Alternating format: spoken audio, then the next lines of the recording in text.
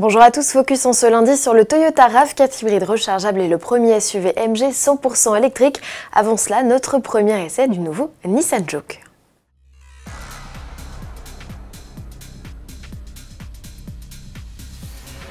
10 ans qu'on l'attendait, le nouveau Nissan Juke débarque enfin sur nos routes. La deuxième génération du SUV citadin profite de tout un tas de nouveautés.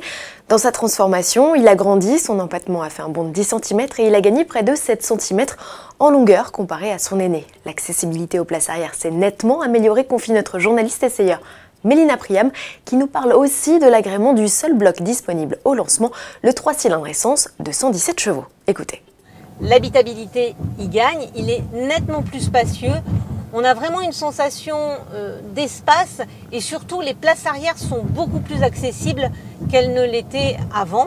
Le Juke partage désormais la même plateforme que le nouveau Captur. Mais alors, à l'inverse du Captur, il a fait le choix, pour le moment en tout cas, de ne proposer qu'une seule motorisation qui peut être associée à une boîte manuelle ou, comme ici, à une boîte DCT, autrement dit une boîte robotisée à double embrayage et 7 vitesses. Alors très honnêtement, ce moteur ne lui va pas trop mal, mais il est un peu creux à bas régime. On aurait aimé un moteur un petit peu plus vivant et un petit peu plus performant pour le Juke. La boîte est aussi parfois un peu lente, mais globalement, de toute façon, il y a vraiment un gros progrès par rapport au précédent Juke. Dans la jungle des SUV urbains, le Juke s'affiche à partir de 19 990 € pour un niveau d'équipement correct qui privilégie surtout les systèmes de sécurité. Retrouvez les tarifs complets et détails d'équipement du nouveau Juke sur autoplus.fr. Du nouveau, sur le RAV4, le crossover Toyota va s'enrichir d'une variante hybride rechargeable. Jusqu'ici, le modèle ne pouvait recharger ses batteries qu'en roulant. Le constructeur japonais précise déjà qu'il s'agira de la version la plus puissante au catalogue. À ce jour, le RAV4 est décliné en deux niveaux de puissance, 218 chevaux avec 2 roues motrices et 222 chevaux avec la transmission intégrale.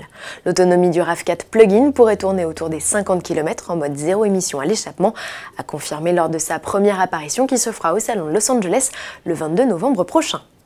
MG est de retour en Europe avec un modèle 100% électrique.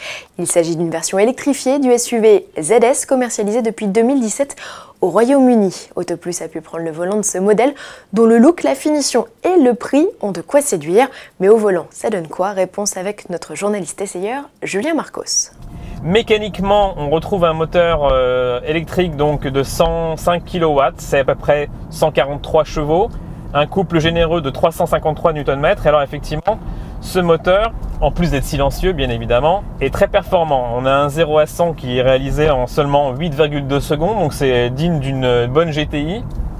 Et l'agrément de conduite, sans être au niveau des meilleurs SUV européens, offre vraiment beaucoup de confort. Donc c'est très typé souple, la conduite avec des suspensions très souples.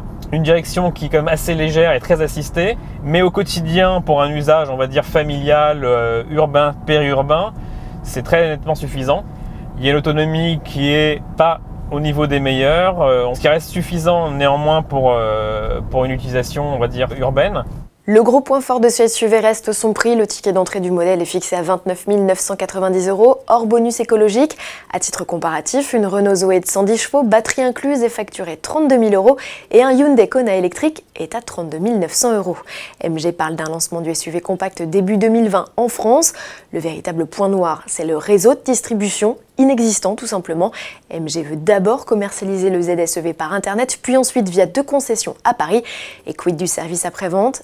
MG parle de garages indépendants, mais la stratégie est encore floue. Une offre de location comme en Angleterre permettrait davantage de rassurer les clients. À demain.